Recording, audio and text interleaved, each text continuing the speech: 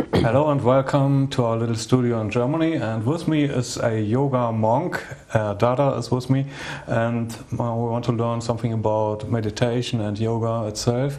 Dada, can you introduce yourself and tell me why did it start that you have been dealing with yoga, and you were pretty young then, or? Yeah, my name is Madhuvidyananda, and that's a long name, so people just call me Dada. Dada means brother. So I'm a yoga monk and I'm just being called Dada. And I started with meditation and yoga when I was 13. I just had this inner longing to find my true self in that age, and then to express it, to express it fully. That was my longing. And so I was searching, and I found teachers, a yoga monk actually, who then taught me meditation, and the group where I grew up in Braunschweig, in a city in Germany. And yeah, I felt at home with the practice and with the philosophy of self-realization and service to the world, service to humanity. It seems to me that it's quite unusual for someone who's 13-year-old, you would be at school back then, to have these thoughts alone. I mean, was it because your perception of life was that it was hard and not easy, and we were looking for something else, or what was the reason that you was looking for meditation and yoga and spirituality? Yeah. No, actually I was a quite happy and carefree boy. Okay. Yeah, I just really had this longing to know myself more. I felt there's so much inside of me that I want to find out, I want to realize, and I want to express it. I want to express it for others, for the world. I want to do something good for the world, in connection with wanting to come from my deepest truth.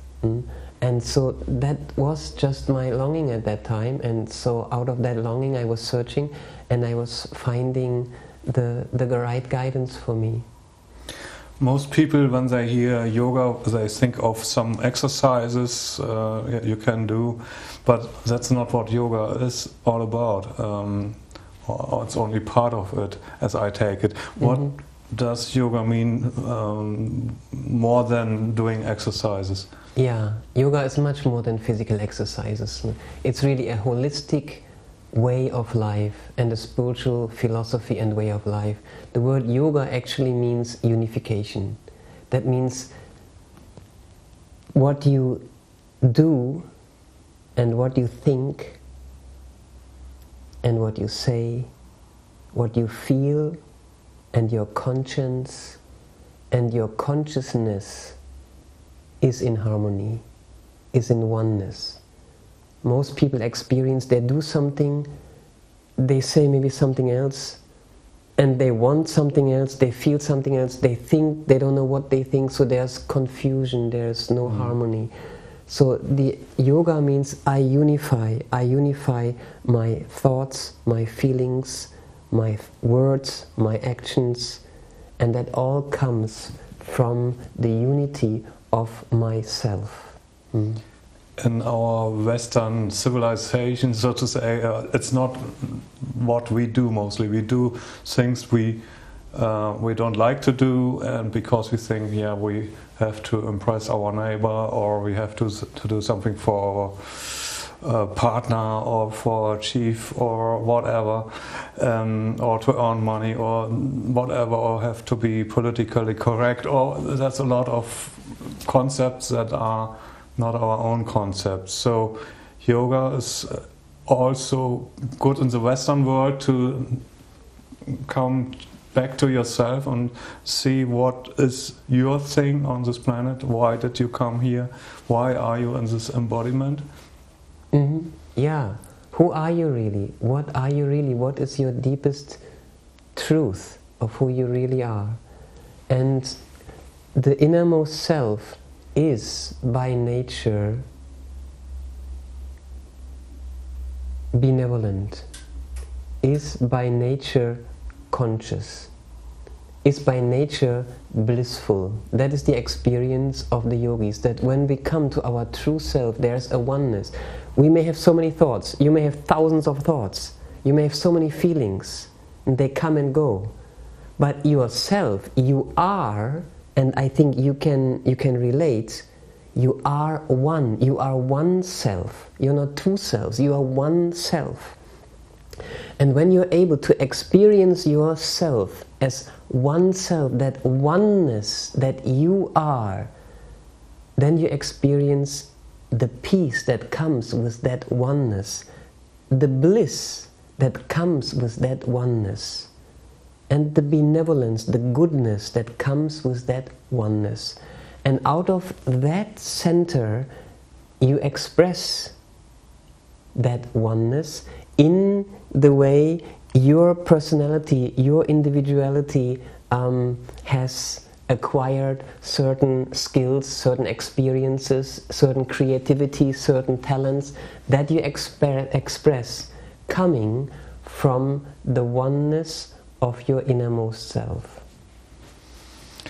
That sounds great, but in our Western world it's hard to really experience and to do, because we have so many foreign concepts and that we are not. What can one do in our Western world? I mean, not everybody can become a yoga monk, but what can we do to come to what we really are, to find out what we are?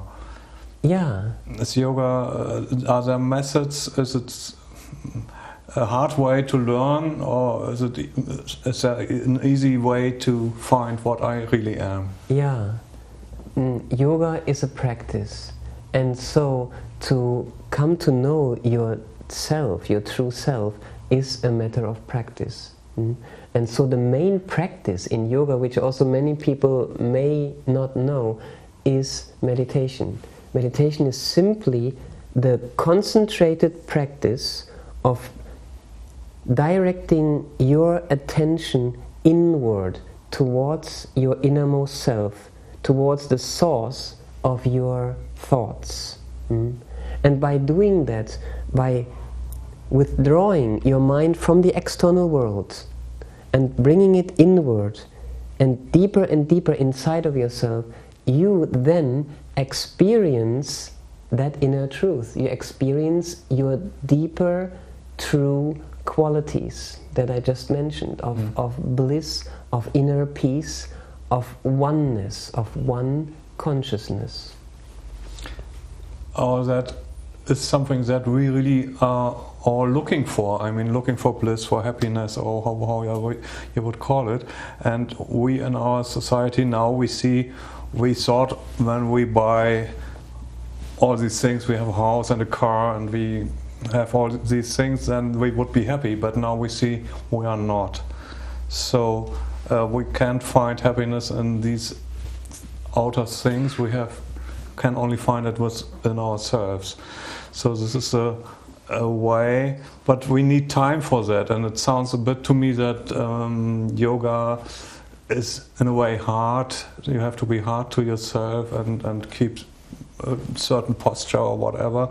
Is it a hard way to learn, or is it for you, would you say it's easy to just do it? It's not hard. Yeah, there are actually many misconceptions about yoga and meditation. And one is, oh, it would require me to do so many things, to give up this, to give up that, and I don't have the time. No, many people think like that. But really, yoga is about, if I really want to come to my inner self, if I really want to come home to myself, then I practice that. And I can practice it in baby steps, small steps, with joy, with longing, with a way, yes, I would like to do it because it feels good, and so it feels good, I would like to do more. There's some discipline involved. With everything that we want to attain, it requires some discipline. If we want to learn a language or an instrument, it requires some repetition. And the thing is with yoga, when we start practicing, we find, I feel so good.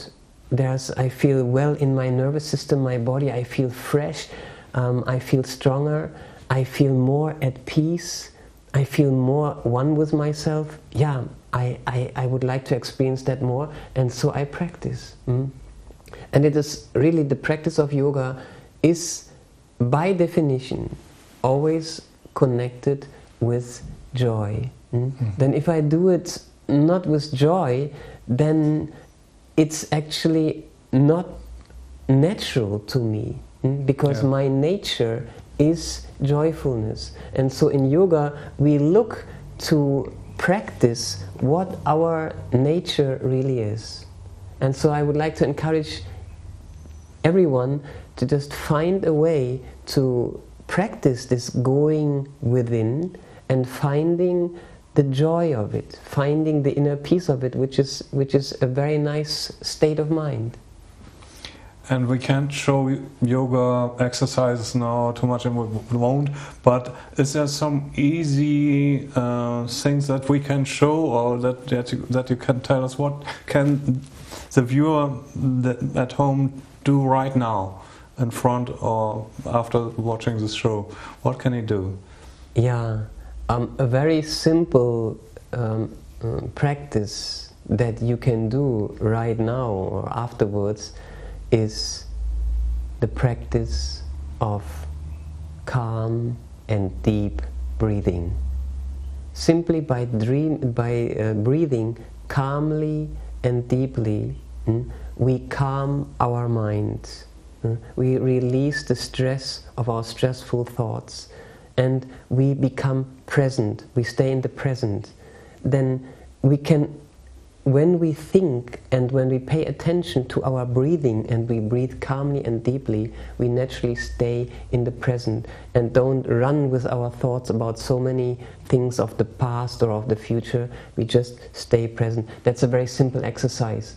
And yoga is, yoga is a developed science. So I encourage everyone really to look for competent personal instructions. Even a book cannot do justice to yoga. It really requires competent personal guidance and instructions. And then it can be done by each person individually. You can practice it, and it makes you more and more independent. The practice of yoga is that you realize your innermost self, and that only you can do by yourself. You said one word, creativity, and for me the question is, we have all these concepts that we can create our reality in a way through our thoughts. Is that a part of yoga also? Would you say that it's true that I can change what comes into my life through changing my thoughts about life? Well, in yoga we say, like the English saying goes also, as you think, so you become. When you think about sickness, or that this is not good enough, or that I'm not good enough, I can't do this, I can't do that, I don't have this, I don't have that, then you immediately feel that, you experience that. If you think, I am well, I am benevolent, I love and I'm thankful for my life, I have so much energy, life energy inside of myself, I am supported by the earth, I am so grateful for that I am here, then you immediately feel like that. So as you think, so you become. And in yoga we want to take our thinking back to the deepest truth. What is the deepest truth? And so then the thinking returns to its source, and that is the state of complete fulfillment, and that's really what we are longing for. And that state is love and happiness, or what would you say? Or what is? I feel that you are a loving person and that you love life. And it's not just a concept. Does it come through practicing, or does everybody have the capacity of loving, but most of us don't just use it, or what would you say? Yeah, it is our true nature. In my experience, it is the true nature of every person to be one self, one soul, and that soul, if we want to give it any qualities, it would be consciousness, bliss. The soul is bliss, is in a state of bliss. In yoga we use the terms Satchidananda, that means unchangeable truth. The soul does not change. The thoughts change, the body changes, everything changes. But your innermost self, your soul, remains true, remains the same. Consciousness, it is conscious beyond thoughts, and it is ananda, bliss, it is blissful. So the nature of everyone is that, to realize that is our true nature. That requires practice, that requires introspection. If I want to know something very well, I need to pay attention to it. I need to give it my concentration. And so if I give my innermost self concentration, if I focus on my innermost self, then I experience my true nature. And that is necessary to have a better life. Is life changing around you when you are changing? That's a question like before. Are we creators, and with our thoughts, are we creating our reality? Yeah, when my reality is my truth, that means I live in the reality of love and of bliss, then I experience that more and more in the outer world. Then the people that I meet, I experience love and I experience bliss. Even if that person might be angry, my reality is still that person now expresses anger, but that person is really consciousness. The deepest truth of that person is goodness, is consciousness. And I experience that, and I also see that the thoughts and the feelings of that person are at the moment an expression of anger or of whatever. So I recognize that also. It's not that I deny that, but I am aware of a deeper truth, because after 1 hour that person won't be angry anymore. And after maybe 1 year that person will laugh about it. So that changes. But the deepest truth of that person remains the same. And so when I remain in that deepest truth, then I more and more experience that also reflected in the outer world. Are you always in this state, or does it happen that you fall out, like you are being stopped by the police? In that moment, do you see that soul, or do you drop out and say, "Oh God, what do I do now?" And do you have to remind yourself to see the soul in the policeman? Are you always in there, or do you sometimes drop out? Yes, it is a matter of practice, Joe. In my experience, it is a matter of practice. That is not life, and I welcome that aspect of life as well. I am alive, and I live, and I grow, I mature. And so when I notice that my thoughts are a little bit off from where I want to be, then I take it as a sign of life and as an opportunity to learn and to grow, that this challenge, this situation has come to me now, so that I can strengthen myself, that I can, even in this situation, be able to remain in the deepest, connected to the deepest truth. And I also take it that it is kind of serving life, that your life is about servitude to others and to the nature and animals and plants and so on. Is that right? Yeah. What's the service part? Why is that important? Yeah. Service is it's an integral part of yoga, because we are part of this world. We are connected to this world. Our parents brought us into this world. We breathe the air of the world. We use the earth and the plants and the food and everything of this world. We relate with the society, with other people. When we use water, we take it because someone has made the work that we can take the water, so we are connected. And so in yoga we have a loving relationship with others, with other human beings, with the world, and so we naturally want to do good to them, and that is just what we can call seva or service, when we just do good to others. And it's a fundamental part of being human, and it's a fundamental part of the practice of yoga. In our Western world, as a political world, we don't see all these thoughts, and politicians seem to just think about the next elections, about power and profit, and all that we have in our society seems to lack that. So is it also a political thing to do yoga? I think so. I think that yoga is a holistic way of life, and so it includes our contribution to society.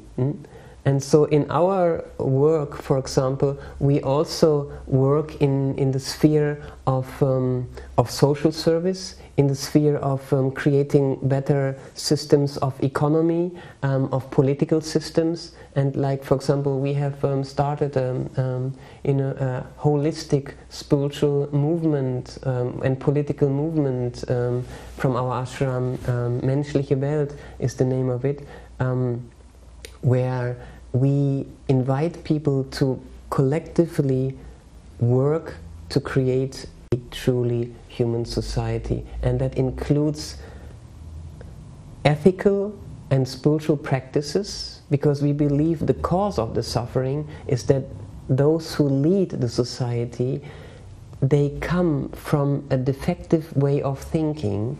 That is the belief, I will be more happy if I have more power, more money, more sensual enjoyments, even if other people have to suffer for that. That is a defective belief. It is not true. It doesn't work. It doesn't work, and it doesn't make them happy. But to some degree, we all have defective thoughts. Yeah. And so we start by ourselves, by practicing ethical and spiritual practices to free ourselves from these thoughts, and at the same time we work to change, to improve the systems in the society, the health system, the educational system, the economic system. And where can we do that best, where it is all concentrated? That is where the decisions are being made, in the parliaments. So to bring spiritual practice and the spiritual understanding into this kind of work is definitely an aspect of yoga. Yeah, we see in our world that it doesn't work anymore, that all these concepts we have, that we need all these things to have a happy life, that doesn't work. So how do we overcome that? That would be a way to understand how everything is connected, and that's a part of yoga also. But okay, you can't change the thinking of the politicians. You start with yourself and reach other persons around you, and you are an example for this kind of life, and it changes around you, or what is around you changes with you. Yeah, we start with ourselves, to show an example ourselves, to free ourselves from this defective way of thinking. Yeah, and then to help others free themselves from that way of thinking, to really be at one with themselves. And when you're at one with yourself, you feel connected with others also. Yeah, and then the next step is really to say, I am ready to take responsibility in the society. Protesting and petitioning and all that is very good, and we support it. But it's always basically going to the politicians and begging them to change. And I'm happy if they're ready for some suggestions and for some change. I'm happy for that.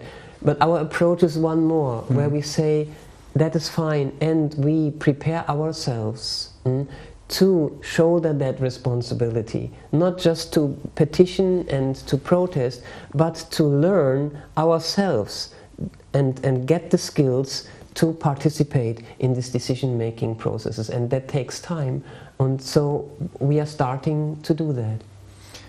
It seems that a lot of people now are in a situation where they are really desperate. There's not enough money to live, and they are really living in fear of surviving, and they feel the pressure of all these things that are around us. Does yoga also work when you have no money and you sit alone at home and you think, I don't know what to do? Is it a good way to say, go into yourself and look who you really are, and then things can change? Yeah, I can understand that. Now, many people feel themselves in a situation of a lot of financial difficulty, a lot of pressure. Yeah, it is really like this. When we learn to go inside and be at one with ourselves and at peace with ourselves, then whatever happens in the external world is secondary. I come then from a place of inner peace, and out of that inner place I actually have much more energy and creativity to design my life and to do things that I want to do as a dignified way of life. Mm-hmm. And so I definitely invite everyone, perhaps in that situation or in a similar situation, to take the step of finding practices, spiritual practices, where you can come to yourself, find your inner peace, find your inner self, and out of that then do your work in the society. Then when you're a person who's at peace with herself or himself, then you are a mother or a father, a brother or a sister, a teacher, a boss or a student who is at peace with himself or herself, and that by itself is a great service to the society. Beautiful. You have traveled through a lot of countries and taught yoga. Can you talk a little bit about the countries you've been to, and how is it to travel and learn other languages, or is it a universal concept so that works everywhere? Yeah, I've traveled for 27 years and worked for 27 years in different countries. I mostly spoke English. That was quite fine. I worked for 12 years in the States. Before that in Albania, and before that in Croatia, Greece, Australia, New Zealand, Sweden, and I traveled in some other countries as well.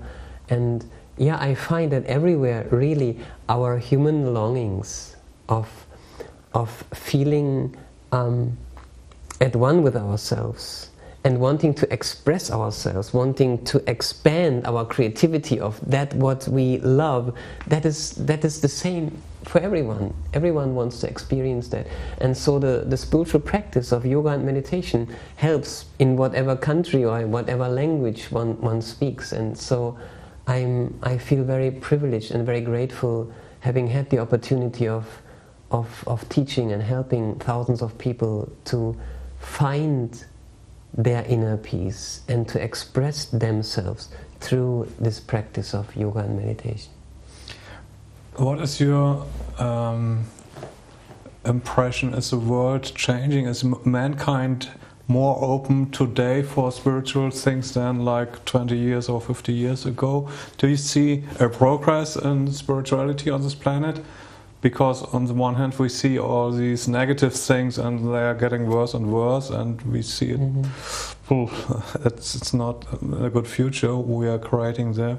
But do you see there's another spiritual development of humankind? What I observe is that more and more people are looking for deeper answers and are open to the understanding that there's more than just the material things that they can see, and looking for the essence in everything. So I find an interest and also a practice in consciousness and consciousness unfoldment and development more and more all over the world. There's at the same time a trend that things are becoming, because of our increased ability to use technology, and we use it in destructive purposes. At the same time, there's, I think, a trend, a tendency that we are actually destroying our home. We are polluting it, and so I see these both trends going on at the same time. And I believe the evolution of consciousness, of the humanity, of the human nature, is unstoppable, and that moves more and more towards consciousness. And so I'm very, very optimistic that we ripen and we learn through this process, and will learn to live in harmony with the natural world, with the animals, and with human beings, of course.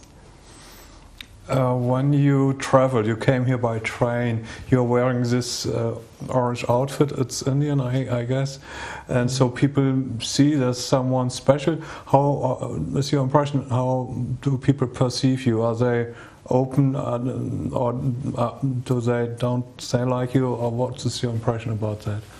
Yeah, I mean, I feel very comfortable when I travel, and I certainly notice that people are curious, and sometimes people ask me. I think more and more people understand that my dress represents some kind of spiritual dedication. They may not know that I'm a yoga monk, but some kind of spiritual dedication, and so they ask me, am I practicing meditation? And so then we start a conversation, and yeah, I feel really well received when I travel. Is it better today than like 20 years ago, or have you always been perceived like that? It is really my continuous experience that I've been feeling well received when I travel in this dress. Yeah. Yeah. But people are more open, and they can understand when you talk about meditation also. People understand better today because they know more than they might have known 20 years ago? I would think so. You know, the spreading of yoga and meditation we can definitely notice that. And so more and more people hear about yoga, more and more people practice yoga and see the benefits of yoga. And so the complete understanding of yoga is also growing, and also meditation is becoming more and more known. And so I think that is spreading, and that is helping humanity very much. Okay, you have a place in ashram in South Germany, is that Bavaria, Allgäu, and yeah, how is that place? Can you go? Do you do seminars there, or can people go there and learn about yoga? Yeah, it's an ashram. It's a spiritual center where a few monks live, and also other people come and spend time in the ashram wanting to immerse themselves, for example, in spiritual practices. We do yoga and meditation classes there. We do different kinds of trainings there. We train yoga teachers there, and we also do leadership training there. That means, you know, we take this yoga practice and the yoga philosophy, and people who want to really be active in society, we train them also in skills that are necessary to be leaders in the society. That's so interesting. Talk a bit more about the leadership. I mean, what can yoga do to someone who wants to do something in politics or what? Yeah, exactly. We feel that is most needed, that leaders learn to think truthfully, that they are in touch with their true self, with who they really are, and with the benevolence and the goodness and the consciousness that is inside of them, that they actually are. And also learn to think rationally, to think things through. That is really also part of yoga. It's called jnana yoga or viveka, to learn to discern what leads to welfare, what leads to goodness, and what leads to harm, what leads to suffering. And to develop these skills of distinction. And then, benevolent communication, how to communicate that, how to lead others, and how to then show the responsibility, how to be effective also, what it means to be effective. It needs certain qualities of determination, but a determination that comes from the soul, not from the ego. And so all these different skills we teach people who are interested to, for their own self-realization and also for their contribution to the society. It sounds also beautiful, and it really touches my heart in a way. And we have to come to a conclusion. Is there something you would like to say to the audience, what they can do right now after having seen the show? What would be good for them to do? Well, I invite you to, if you're interested, if you long to really be at peace with yourself and find your true self and unfold it, express it, then I invite you to learn yoga and meditation spiritual practices. I invite you to contact us, to contact me personally if you like. I answer my own email, and Jo, perhaps you can put our email, our website. It's in German. Maybe we can think about something in English also. We can see. Okay. Yeah, but I definitely like to invite you to contact me if you have any question, or if you would like to learn. When I teach, for example, yoga and meditation, to me it is a birthright. So it's not a charge. When I teach meditation and yoga practices to others, it's not a commercial transaction. It is free of charge when I teach yoga and meditation. When we do courses, where we have to pay rent and all this kind of thing, that's something else. Course. But if someone comes to me individually and says, Dada, I would like to learn meditation and some yoga exercises, that will always be free of charge. So I invite you for that. And the other things I mentioned, we have an English website, I just remember it now. It is ananda-ashram.org, and it's just in the process of being developed, but you can go there and find out how to contact me, for example. So that I would like to invite you and like to offer you. Yeah. It's all very beautiful, and it shows that we have a lot to learn.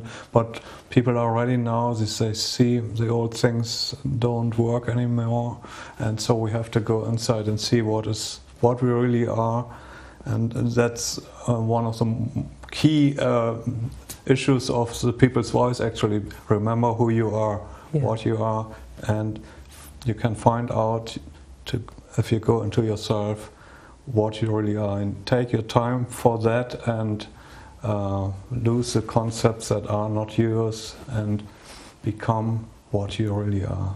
Thank you, Dada, for sharing that with us, and I hope we see you again. Thank you. Yes, thank you, Jo. Thank you very much.